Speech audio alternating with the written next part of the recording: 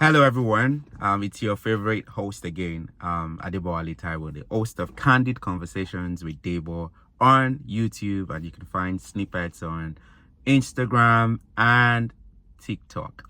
Well, I've come to recap the month of July to you guys. As you already know, July is a month of perfection, but that month did not come to play. There were so many intriguing moments that happened in the month of July. So sit down, grab your popcorn as you enjoy the July summary with me.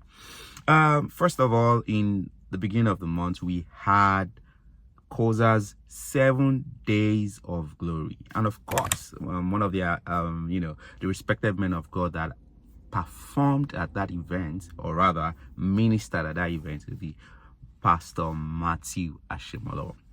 Pastor Matthew Ashimolowo is already a very known figure, but he did reveal a very stunning gift that day, or rather a stunning surprise, where he mentioned that his grandchildren will be in inheritance of his will, meaning that he's leaving generational daughters blessed.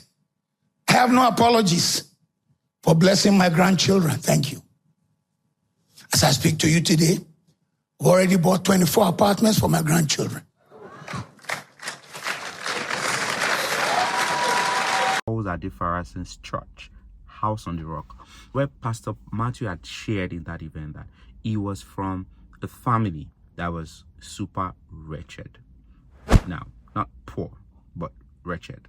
They were so poor that apart from the fact that they had no dining table in their house, his grandfather used one of his uncles as a collateral to take a loan.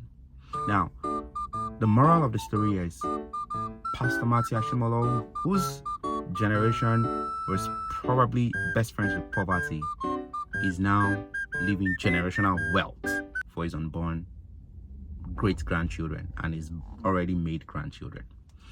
That tells us something. Everything starts and ends with the mind. May I not continue to remain poor. Amen.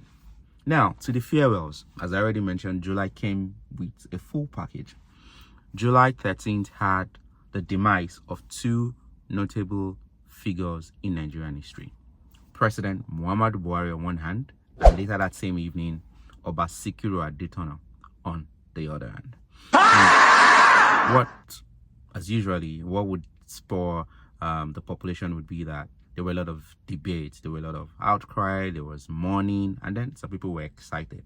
But in any case, the death of both of them reminded me that everyone eventually will die. And it's very important to think about the legacy that we all want to leave when we go.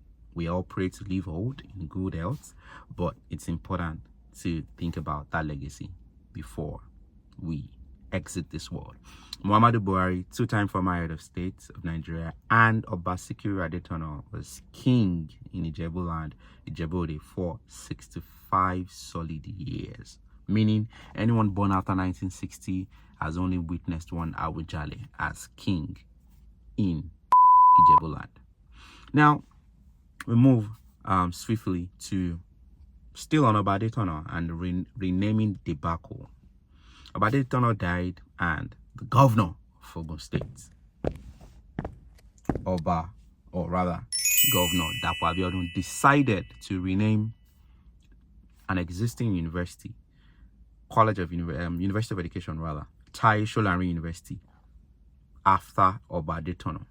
I mean, why are we erasing someone's existing legacy in Taiwo and replacing that with Oba Adetona? Can't we look for a different project or a different thing to name after Oba Adetona? We do not have to erase people's legacies and people's already, great works that they've done by replacing them with, tremendous people as well. The same thing happened in Lagos with Honorable Kolade renaming Charlie Boy bus stop with Bado bus stop. I mean, I think we can do better. Leave politics aside and leave, whatever aside and try to do the right thing. Now, we'll move forward again as July came prepared to some triumphs. Now, the Super Falcons came after a 2-0 goal deficit to beat the host country in their home. They defeated Morocco 3-0, 3-2 rather, eventually at the final of the Women African Cup of Nations, making Nigeria the winners of that competition for the 10th time. The nation was agog with a lot of victory that even President Tinubu acknowledged that he was so happy and delighted when we eventually won. And to his delight, he gave those players $100,000 each and landed properties in Abuja. We thank the president for that. But why announce that amount though in US dollars? Why not in Naira? And finally, to wrap it up with July, came one of my favorite shows that I've seen so far on Netflix, and that would be To Kill a Monkey by Kemi Adetiba. We already know Kemi Adetiba is very phenomenal with the projects that she churns out, but To Kill a Monkey is a different level of fish entirely. To Kill a Monkey stars William Benson as Efe and Buchi Franklin as Obos, and the story shows a lot of, gives a lot of learning opportunity as it concerns the art of negotiation, who to trust, betrayals, friendship, business deals, so many things to watch and learn from that 8 episodes of Kemi Adetiba's latest art of fiction. For those who have seen it, was Efe right to have killed Obos, or did Obos actually deserve dying after all the terrible things he had done to Efe?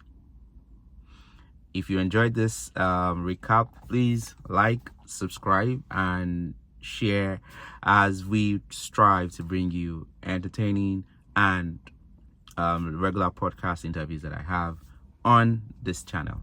Take care and have a wonderful rest of July, and I see you in August. Bye for now.